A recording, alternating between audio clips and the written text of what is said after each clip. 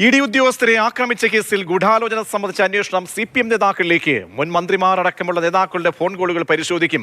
ഗൂഢാലോചനയിൽ അന്വേഷണം പൂർത്തിയാകുമ്പോൾ പ്രമുഖ നേതാക്കൾ പ്രതികളാകുമെന്ന് പ്രോസിക്യൂഷൻ കോടതിയിൽ പറഞ്ഞു. രാഷ്ട്രീയ ഗൂഢാലോചന ഉണ്ടെന്ന വാദവും കോടതി അംഗീകരിച്ചു. കേസിൽ 2 പ്രതികളുടെ കൂടി ജാമ്യാപേക്ഷ തള്ളിയിട്ടുണ്ട്.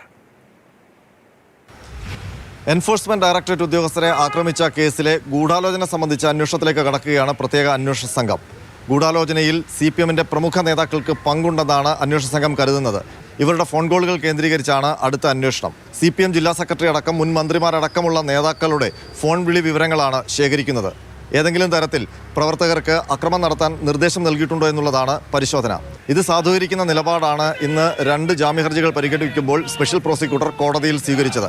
സ്പെഷ്യൽ പ്രോസിക്യൂട്ടർ കോടതിയിൽ പറഞ്ഞത് ഈ കേസിന്റെ ഗൂഢാലോചന സംബന്ധിച്ച അന്വേഷണം പൂർത്തിയാകുമ്പോൾ CPMലെ പ്രമുഖ നേതാക്കൾ കേസിൽ പ്രതിയാകുമെന്നുള്ളതാണ്. ഏതായാലും ആ വാദം കോടതി അംഗീകരിച്ചു.